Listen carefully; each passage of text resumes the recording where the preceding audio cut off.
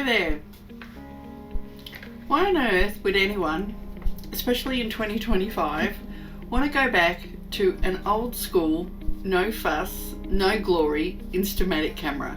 I mean, these things were basically budget airline cameras, cheap, chunky, plastic, and absolutely no manual controls back in the day. And today, they're no different. But yeah, here I am with this little thing in my hands, and I'm actually kind of having some fun with it. Let me explain a little bit why. So back in the 60s and 70s, the Kodak Instamatic was everywhere. I mean everywhere.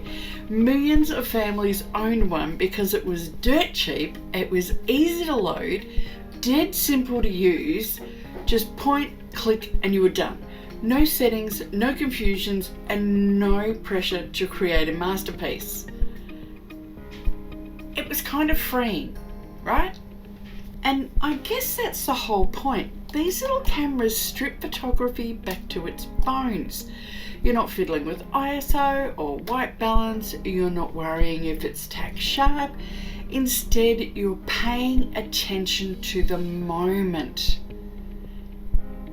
And when you take the pressure off, you can sort of start to see things a little differently. So I've been shooting with this one for a couple of weeks now, and yeah, the photos are soft and grainy, crooked, sometimes even a little blurry. But you know what? They're real and they've got character, and that imperfection, kind of a little bit magical. So let me just share a few of the images that I took, and I was literally just mucking around at home. These are just of the dogs. Now this particular little camera has got a few different modes. So there is a mono mode, a retro mode, and a classic mode. And it makes these really cool weird little noises like you just heard. So that's the mono.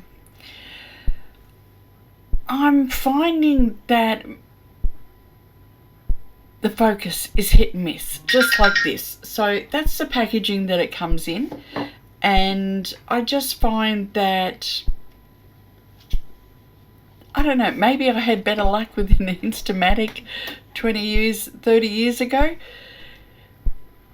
It has a flash as well, so there's the flash there. It of course gives the dogs red eye. And this was in the studio with some still life. And these are not perfect images. They're not even remotely perfect images. I've even got a finger in that. It's just kind of this nostalgia. If you're sort of my age and you had one of these Instamatics and you had no idea what the photos were like you were taking, you dropped them off at the chemist or the photo mart and frequently had to wait a week or two for them to arrive to see what you got. And they were blurry and off center and sometimes just black. So that's the little camera there.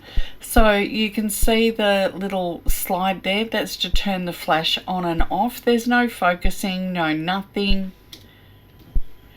You've got just a little viewfinder and there's no screen on the back of it. That's just to change the different filters. Like I said, classic, mono and retro. There's a little speaker here that gives you that noise that you heard before. So that's when you turn it on and off, and when you take a photo you get this. So it even sounds like an old Instamatic camera. That's it there. It comes in different colours. I opted for the pink one just because it's really bright and glary, and if I'm going to play with a little Instamatic camera it may as well stick out like a sore thumb. I'm not quite sure what other colours that it comes in. So let me tell you just a little bit more about the Clickster, which this is it. So it is an 8 megapixel camera It takes a micro SD card. It comes with a 4 gig micro SD card, and there's a little slot here for it. You can charge it up via USB. It comes in pink. I believe it also comes in yellow and green. And look, this is not for serious photographers, obviously, but if you want a little bit of nostalgia, or if you want to give it to the kids or grandkids to get them engaged in photography, and this thing, it's super light. I mean, it is really light, so little kids can run around with it. I don't know how much wear and tear it can take, but I reckon it can probably take quite a bit. It's fairly durable. They say that it's drop proof, so I'm thinking for little kids, this would probably be quite a good little buy.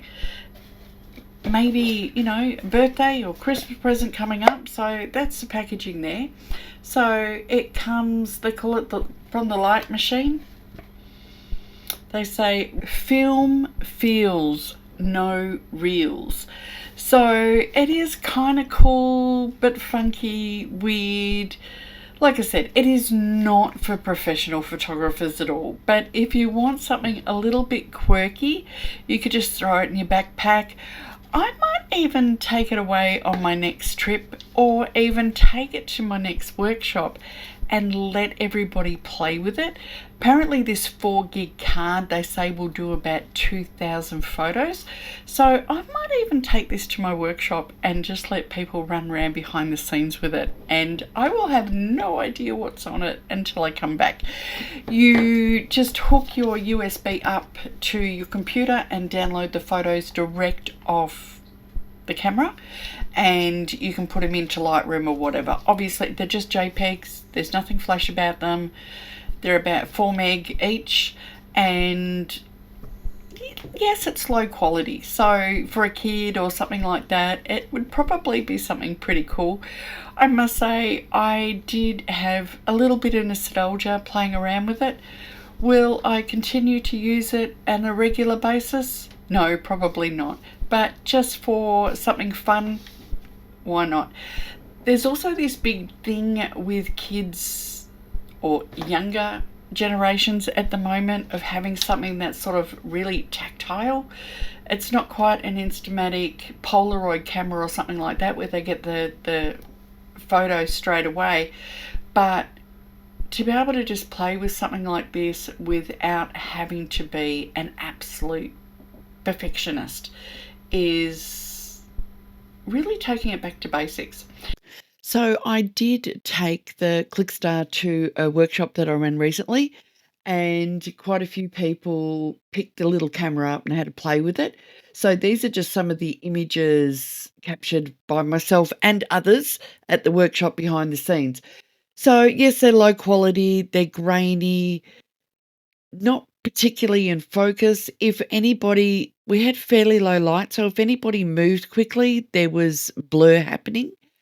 But it was kind of interesting, and everybody said the same thing. It felt really strange to pick something up to take a photo where you weren't adjusting settings or focusing or worried about light and all the rest of it. So there was that sort of element of nostalgia. But I guess at the end of the day, it probably made us fall in love with our actual cameras a little bit more. Maybe in a world of perfectionists and beautiful images, we've lost some of that art and the craft of being imperfect. So maybe something like the Clickster isn't a bad idea to free yourself up from trying to nail the perfect image, the perfect reel, and just play, be creative, feel the feels that you get with something like this. Maybe it's just a gimmick, but maybe it could be something real. So I just thought I'd share that with you. So that is the Clickster camera in the pink, and that's pretty much about it. So